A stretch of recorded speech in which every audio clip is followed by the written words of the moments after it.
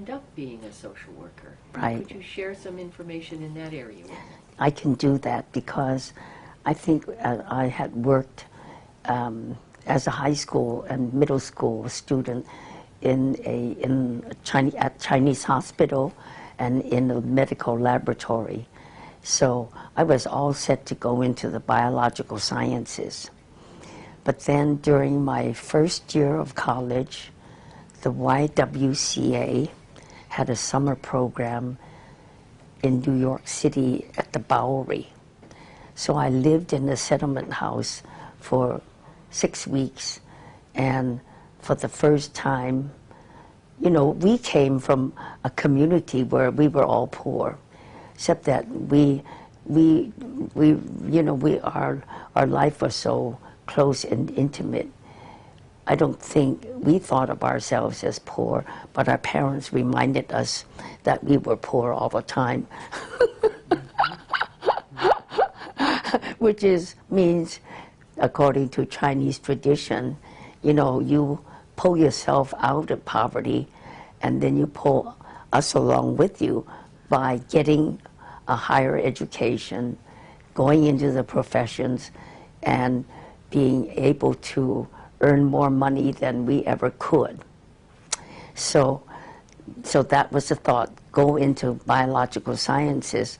But then when I lived at the Bowery and worked with lower income students, the other thing that the YWCA did in that student program was it took us around to different areas of New York, Manhattan and Brooklyn and the Bronx, to see housing projects, different kinds of social work organizations. And it sort of awakened in me the extent of human need.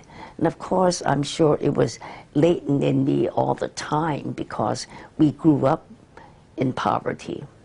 So it just awakened that. And so I decided, then I began to search, okay, I got to save the world. That was at age 18. You think you're going to save the world. And so how can I do it most quickest and most efficiently? And I stumbled upon social work. And so I took my upper division classes in social work and found the education very, very interesting. And my father said, I thought you were going into biological sciences. Nope, I'm going to save the world. So from there, when I went to grad school at Cal, then there was the choice of going into individual work, group work, or community organization. And again, my young mind said, okay, if I work with individuals, you're only reaching a few people at a time. But if you work with groups and you got skills in working with groups, you could save the world much faster. So that's the thinking process of a young kid. So I went into group work, and at that time, group work, Kurt Levine came up with a whole theory of group dynamics. And Cal had some very good instructors in group dynamics too. So my graduate work was in group work. However, we were also trained in community organization and individual work. I found my graduate work, my social work education so wonderful and enriching. And from Cal, I went to University of Minnesota to finish getting the master's degree. And so with a different set of faculty, that was even more stimulating and enriching. And at that time at Cal, the group work teachers were Dr. Gisela Konopka and Ruby Purnell. So I think I got a pretty good education there. in field work in St. Paul, Minnesota, in a settlement house with black people. And here this small Chinese woman, never having been exposed to black culture, it was frightening and eye-opening, and quite a challenge for me to adjust my thinking and cultural perspective, and a challenge to me to really live out the social work education, which is to accept and love and help achieve and to limit. I think the textbook used at that time for social workers was Wilson and Ryland, and that too was just such a basic textbook for group workers, very practical, as well as lots of theoretical understanding.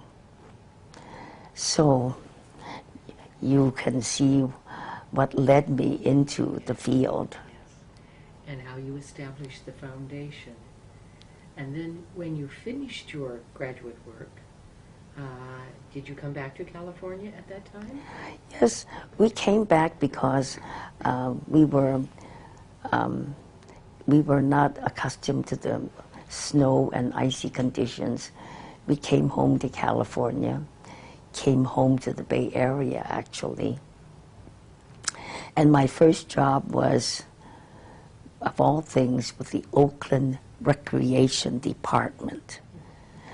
And I applied there because I'd heard that the superintendent of the Recreation Department was a woman that felt that social workers had a lot to contribute to the whole field of recreation work. So she was hiring social workers, and so I worked for the Oakland Recreation Department, let's see, in 3 different settings, doing group work. And I think, before that I was at Richmond, California, and I worked for the YWCA there, doing group work, working with young married couples, as well as going to the low-income housing project that was all black. And so that again expanded my experiences of working with people very different from myself. And in the recreation department, what kind of group activities were you involved with? In the recreation department, I think I was the leader of some club programs in North Oakland Recreation Center and at Mosswood Recreation Center. Then I was placed at Lincoln Center as the director. And Lincoln Center was a little clubhouse with ball courts. So I had 2 strapping men working with me, and they were the directors of outdoor activities with older teenagers. And I had groups of kids in the clubhouse, and then we would run out to the yard to play as well. So it was like Lincoln Center is located in the heart of Chinatown, but Spanish speakers live nearby, and so Spanish-speaking teenagers made it kind of their center. And then you had Chinese-speaking teenagers come in, and then Lincoln School is a grammar school, was just across the street. So there were kids, lots of Chinese, but lots of Spanish-speaking, and blacks as well. So it was a diverse population.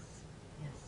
So once again, you were exposed to the multiculturalism of Yes. of the area. Yes. Yes. Yes. And worked with, I think I've worked with immigrants, working with immigrants in groups to help them adjust to American life. And this was a broad range of immigrants as well. That was part of the program at the recreation center. See, so it would be immigrants from Spanish-speaking countries, Yes. as well as Chinese. Chinese. Yes. I think the Chinese didn't really participate because they wanted to stay with their own language. So it was everybody else except Chinese.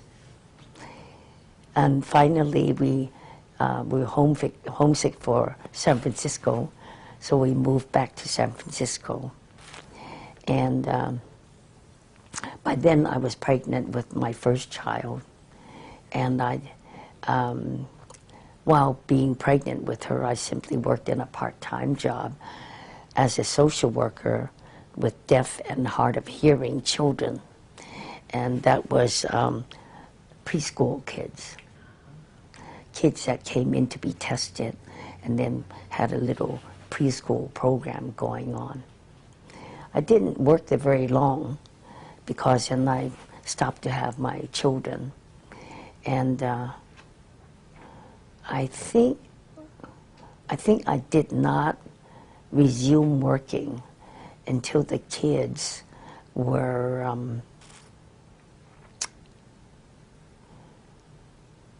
9 years old. The first one was 9 years old. And their father, actually, 4 of us, our 2 children, and their birth father, and we went on an around-the-world trip. And in Yugoslavia, we had a tragic accident, and their father was killed instantly. So we came home, and I think I was lost for a bit there. And I finally decided I could do something that was useful. And I knew that there was a social work agency in Chinatown, Cameron House, that was a mission of the Presbyterian Church. And I had a very early connection with Cameron House because my mother, who died when I was 18 months old, was rescued from prostitution and lived at Cameron House. So talk about Freudian. I wandered back to Cameron House in my adulthood and became one of 2 Cantonese speakers who worked as social workers there. The other Cantonese speaker is a Caucasian woman. She was a missionary. She hired me because I was Chinese birth. I had a professional degree, and I could speak Chinese.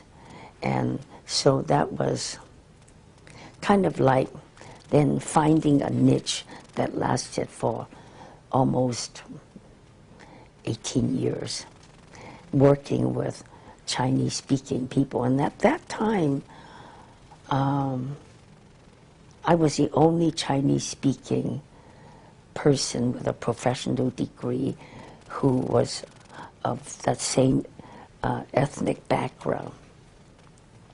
And that's because there were no jobs. And so people were going into the welfare department. In the first place, there were no jobs, and practically, I think, for a while, there were no Chinese people, no people of Chinese descent went into social work. And it was the war on poverty. Remember, Lyndon Johnson had the war on poverty. He had the Vietnam War raging, but some people say he had this war on poverty to gain goodwill.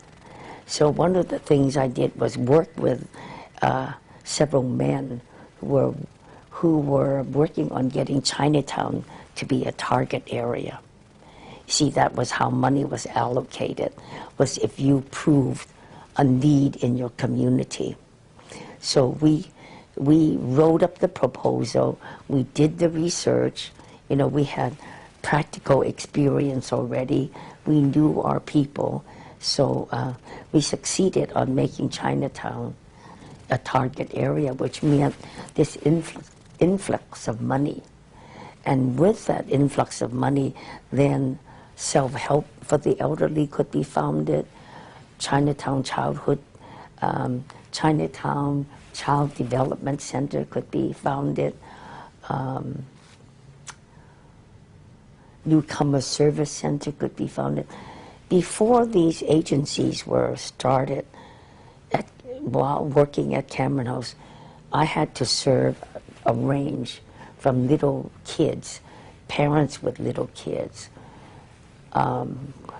quarreling couples, in-law problems, elderly problems, medical problems, not only be the therapist, but a case manager and the chauffeur and the interpreter for this range of cases, because there was nowhere else to go. There were no other agencies. And with this influx of money from the war on poverty, that meant that other agencies could be founded. I no longer needed to work with the elderly. I no longer needed to work with the little kids. I no longer needed to work on immigration problems. And so I concentrated on working with women who were suffering from being violated and abused by their husbands. So that work in Chinatown started at that time. Vietnamese refugees were coming in. There was a higher incidence of refugees from Vietnam reaching out for help when the women were abused. The women reached out for help. Higher incidence than the Chinese speakers from China. I can't tell you whether that's because they were not reaching out for help or else whether there was a lower incidence. But that is now a going program at Cameron House. The other thing that I did was that then I joined with a group of medical people who were fearing that socialized medicine was going to come into Chinatown, that the government was going to set up socialized medicine, and that's going to threaten our solo practices. So I joined with a group of medical people to work toward getting an HMO, essentially, in Chinatown. It's called Northeast Medical Services. And so, you know, being a radical social worker and completely opposed to solo practice and in favor of preventive medicine, I just stuck it out with them and kept needling them, kept putting out ideas, suggesting ideas, opposing ideas, got myself on the board, asked naive questions, and so I functioned that way with helping to bring an HMO for the Chinese speaking in Chinatown. And for the social work profession itself, when such a plethora of agencies were founded in Chinatown, people were hired to be paraprofessionals, except they didn't have any skills. They didn't have any social work skills. So City College came up with the idea of having a 2-year course where you train people to be paraprofessionals who had at least interviewing skills, understood the principles of social work, and learn a little bit about case management. So I think I taught that course for a period of 5 years. I think we graduated 3 or 4 classes, and each class was 2 years long. I lose track of counting the time. It just, it all blurs together now. The other thing that was happening too was that the skills courses were needed at San Francisco State University in the social work department, and the Department of Human Resources, and at that time it was called the Welfare, was hiring people to be social workers in the welfare department who didn't have skills, and they were being sent to they were taking classes to get their master's degrees, and I taught the skills classes there for. I think it didn't last long. I think politics was such that my job ended and somebody else got the job, but that was okay. It sounds as though you have very great skills at spotting a need and responding to that need and following the needs as they present to you. I wonder,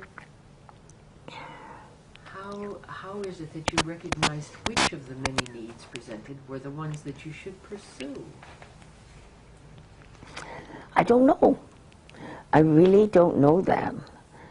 I certainly know that in our training, one of the principles that I took in, I remember in the group work practice, the group work skills courses, our professors would say, as you learn these skills, they get into your bones and blood, and then they're in you. They're a very part of your being. And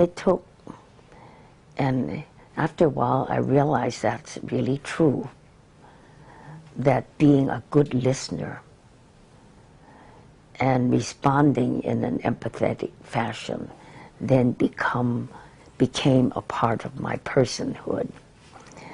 And being aware and attuned to needs maybe is part of that same picture, that and it could be that having known want, then you are aware there's a lot of want and a lot of needs out there that aren't provided for. Yes. I guess the exciting thing is to see that finally that there were agencies in Chinatown to provide services that were never provided before or inadequately provided. And then, because there were jobs, more kids went into the field. And it gave Hong Kong immigrants opportunities too, because they had the Chinese language. That was quite a feat for me, and I think I don't think it would be immodest to say that it was quite a feat, because for an American-born person of Chinese descent to have mastered the spoken language enough to be able to do social work and to be able to converse fluently was considered a feat at that time. And people from Asia, when they listened to me talk, they asked me how long I've been here in the United States when they speak Chinese with me. And what happens is that by growing up in America, our education is in American schools, which means that we're Americanized. And then when you're a teenager, you rebel against your parents, and the more your parents try to ram down your throat your heritage and culture, the more you say, I don't want it. And we went through that too. So a lot of my peers gave up speaking Chinese and didn't retain that capability. When I went to work at Cameron House the first few years, every time I needed a word in Chinese, I would ask my client. And I would never forget that word. My nose was also always in the Chinese dictionary because I would know the concepts in English that are psychological concepts and understandings. But our vocabulary in growing up with our people is we are a people that's rather stoic. We hold our feelings in. We don't talk about it, so that we haven't even learned the words. Many of the words that describe feelings, we don't know. So I had to put my nose in the Chinese dictionary and learn those. And if I didn't know the word, I'd find somebody to tell me what that word is. During those years at Cameron House, I think I taught for at 10 years, maybe more, parent education. There was a principal at one of the schools, grammar schools in Chinatown, saying, our parents come from a culture that is adult-centered. It's not child-centered. So the child is just simply an object that you raise, and then the child is the possession of the parents. And the child-rearing methods were punitive as well. So this principal had been a social worker, and so she said she wanted me to come there and do parent education in Chinese. So that started a whole new moonlighting career in doing parent education. I went to about 9 different San Francisco Unified School Districts, grammar schools, to do parent education in Chinese and in English. And they were essentially understanding your child, listening to your child, appropriate punishment methods, appropriate how to praise without fearing that you're going to make your child overly proud and arrogant, things like that. So, and what I had to do was work out lesson plans. I wanted to give my parent students a handout that summarized the main points, made each lesson. So I would write it up in Chinese and give them a handout, which meant that I had to relearn Chinese words and relearn how to write them, and write out this handout, one-page handout to give to the students. Somewhere I read that you were also instrumental in developing programs for first-generation Chinese-born children from immigrant families. Oh, yeah. And I'm wondering how it sounds as though this relates to your own experiences. Yeah. And Well, any comments on those programs? Well, you know what it is that at that time, when I was at Cameron House, I also worked with kids who were deeply in the gangs, and there was a lot of antisocial behavior. Or I worked with parents who were agonizing because their kids were in gangs. And we knew at that time that kids dropped out of middle school, high school, because they came from Asia, didn't have enough basis yet to be able to follow what's going on in their class. They were put in a class that was their age, but they didn't have the English skills or understanding. So they were dropping behind and then dropping out of school. And what do? Lots of them joined the gangs. So I came up with the idea of having a program that was a holistic approach. I went to, and by then I had gone to the grammar schools enough to teach parent education.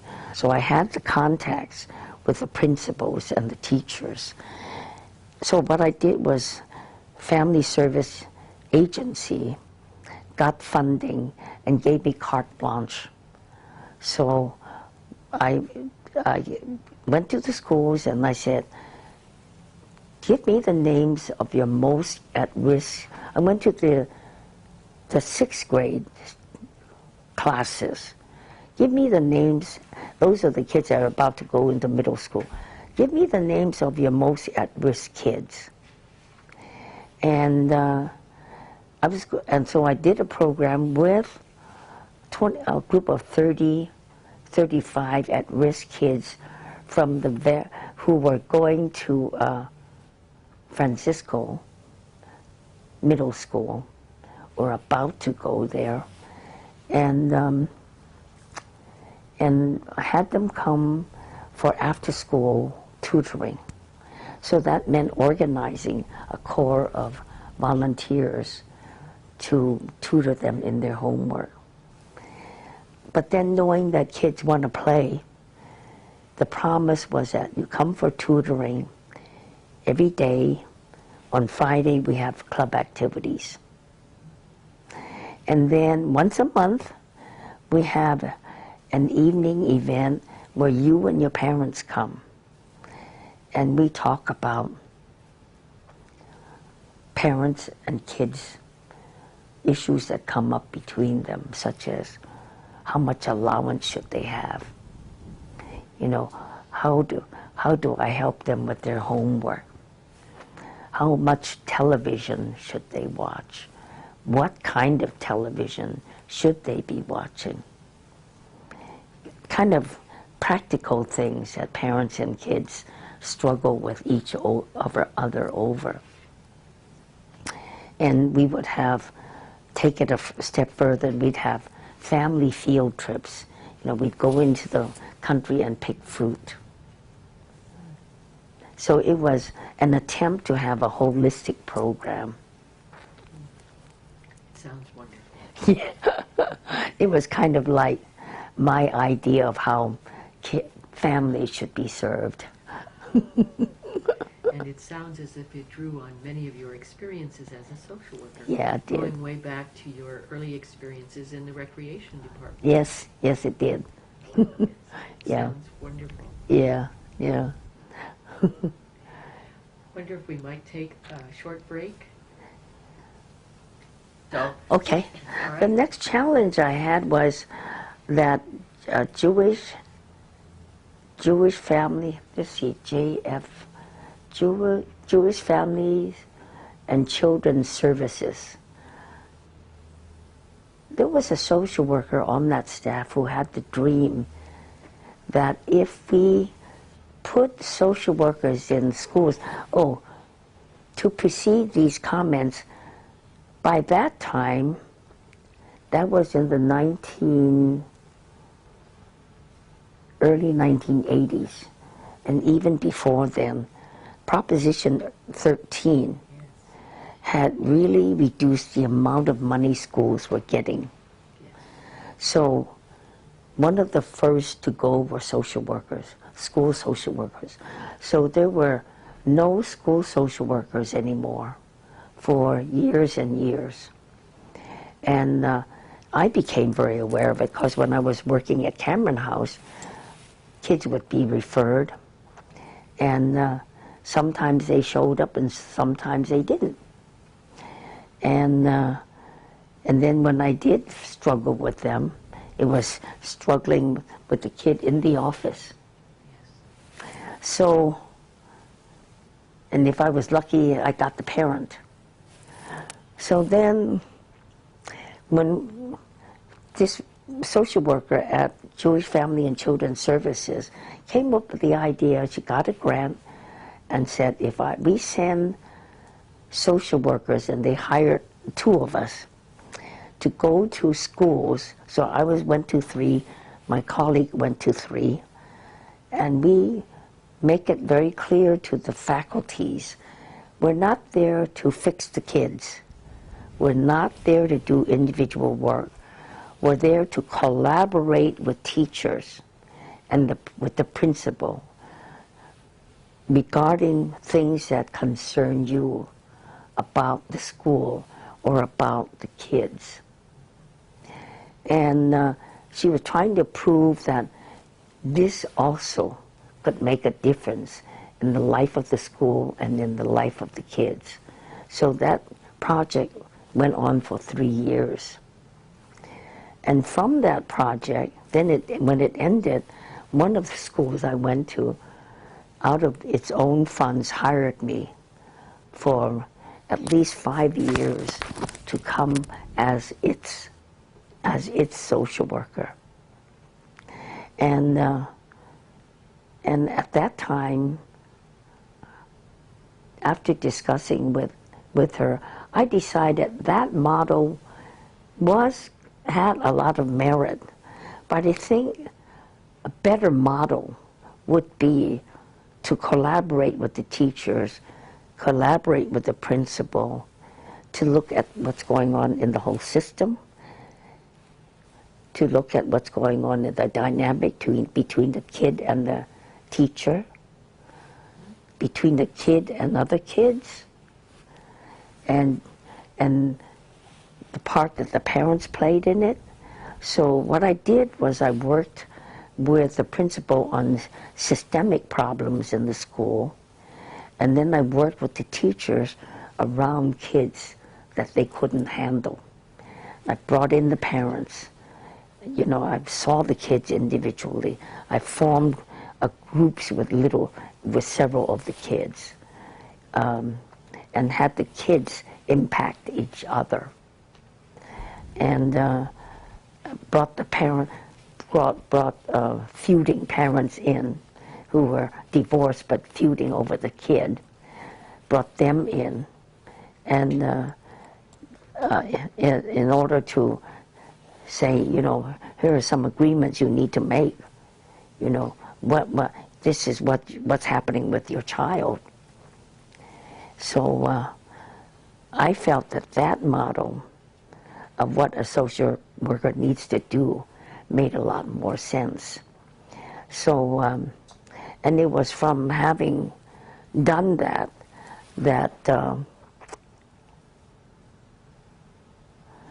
by then, Clarence and I were close to retirement. And out of the blue he said, I've always made the decisions and the choices of what charitable outfits we would contribute money to. You know, what would you like to do? Well, then my eyes lit up. And I said, you know, what I'd like to do is maybe, if we have enough money, do something to get social workers back into the school district. And so it was like his daring approach, our looking into what we could afford, and we realized we were frugal people. When you grew up in the Depression and when you're culturally come from a people that are frugal, we just saved and invested and put money away. So we ended up saying, we don't need all this money. And so we committed ourselves to putting $1 million into an endowment fund. And we made NASW Foundation the fiscal agent. Amazing. And what we did was go to the school district to find who would match a half salary. We realized that we cannot just hand over a salary, that we would have to get a commitment from the school district. And it took a little search, but we found one.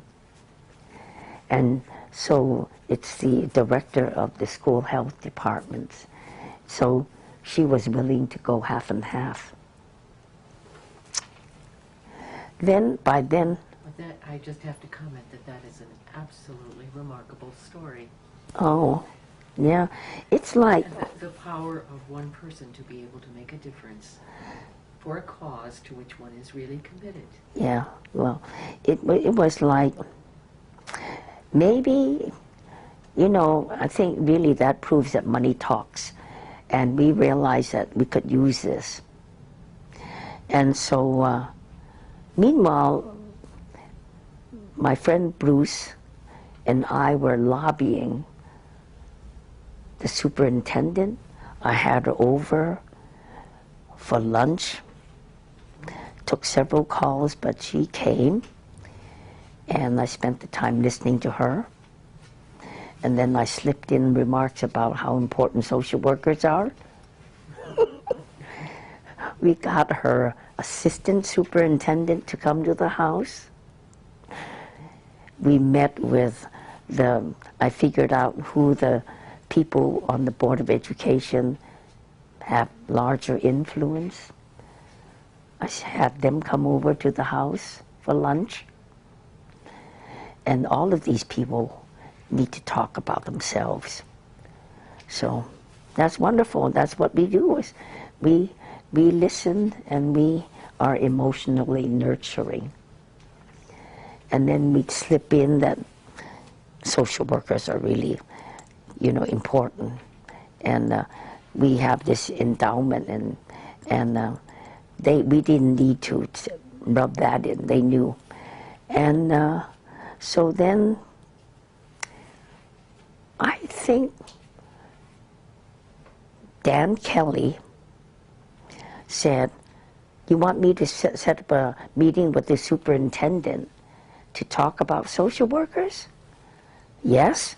So the two of us went, and Clarence came up with a brilliant idea of saying, directly he looked at the superintendent, if we match 2 half salaries, will you match those 2 half salaries from your budget instead of from school health departments? Well, she looks at Dan Kelly, whom we had lobbied. You want me to do this, don't you? Well, don't look at me. You're the one who has to decide. So she decided.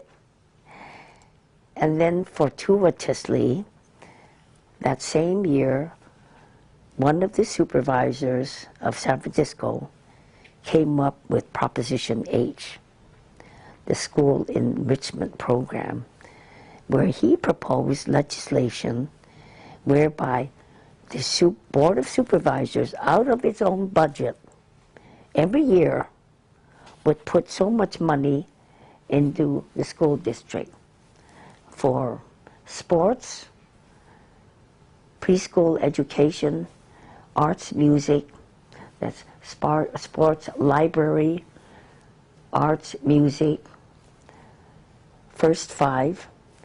And then there was a third category. We looked at it.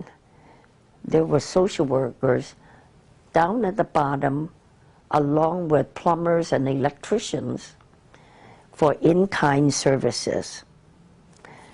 Fortunately, I had a friend who was a much more politically astute man than I. We looked at that and we said, we got to get down there and talk to the guy who writes this legislation. So we just spent time with him, banging away at him until he got the point. And actually what happened was that he was new in San Francisco. He didn't know the school district. He didn't know a thing about what kids need or social work. And so, you know, it was like talking and helping him understand. So then he said, okay, okay. So he put us social workers finally at the top of the list and put Part E in where that the school district may dispense funds for these services as well. Another part of that whole story is when I lobbied the school, the Board of Education for social workers, during that one meeting, some of the school nurses showed up. They got wind that I was going to come and lobby for social workers. And they showed up and said, what about us? And I thought, that's right. It's got to be learning support.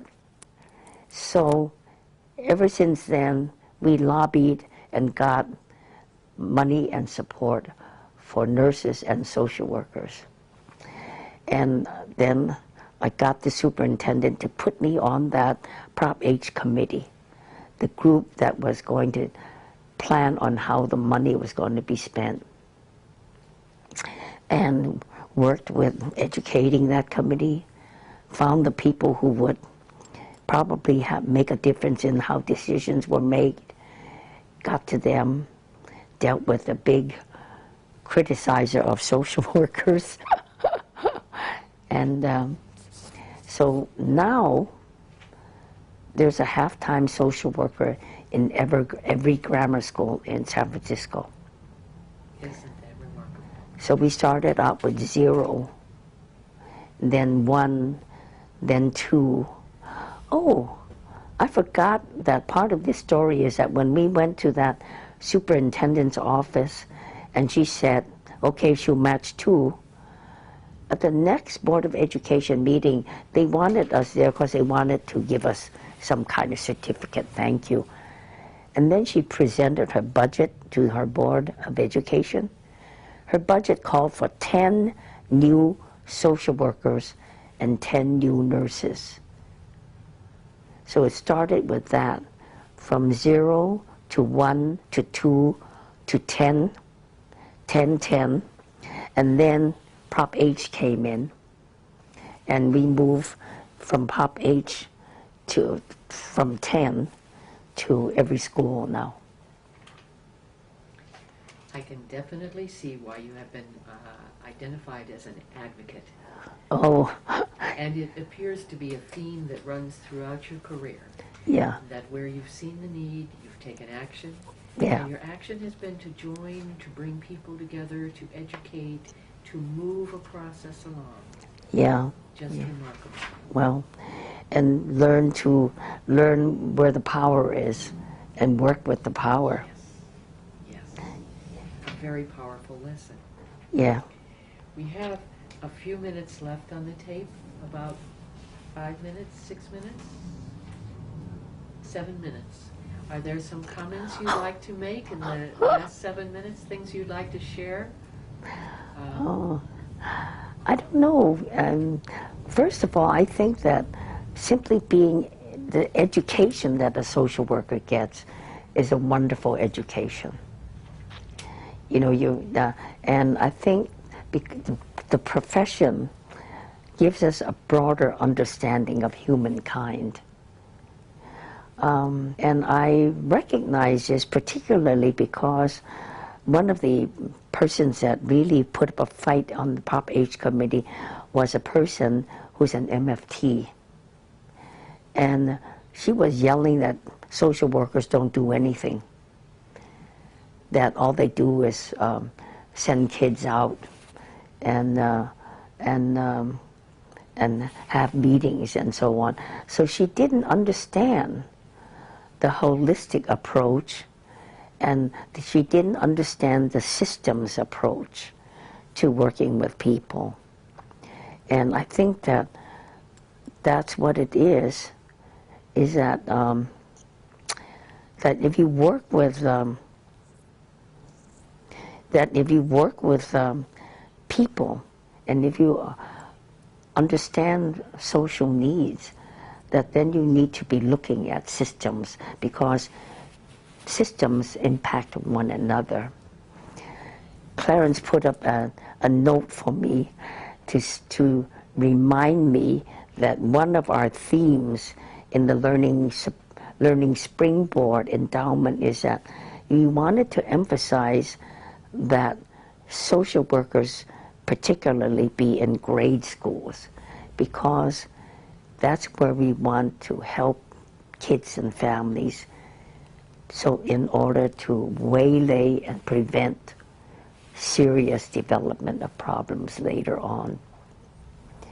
Because, you know, when you read about the history of the assassin at Georgia Tech, the very depressed Korean boy, he was troubled from when he was very little. And what?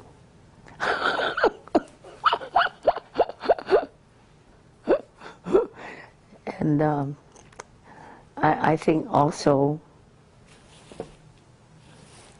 yeah, Virginia, I said Georgia Tech, I meant Virginia Tech, yeah. And that's why we emphasize that. And then the Prop H committee has gone further. What it's done now is expanded the funding so that middle schools are getting funding as well for social workers and MFTs. So that's to the good, and MFTs are being asked to have a broader approach. And I think that hopefully that we can come together, you know, clasp hands and work together, MFTs and social workers. Well, it has been wonderful talking with you today. Oh. And the history that you share with us is just remarkable. Oh. It is certainly inspirational, and I think that it promotes again the concept that the holistic approach, taking into consideration systems and the whole person, the whole system, the community. I think you started with community, that you grew up in a community, that has become so important in your own personal development and in your perception of the field of social work. So I thank you so much. Well, I thank you for your interest and support. And again, I want to congratulate you on your induction into the Hall of Distinction, and say that it is an honor that is very, very well deserved. I probably won't really be able to take it in until I don't know when, but I'm kind of like, this isn't really happening, is it? It really is happening, and it is happening today. So, thank you for sharing with us. Thank you for spending time with me and for being interested. And we just hope that this would be useful to young people and useful to the field. Well, useful to humankind, really.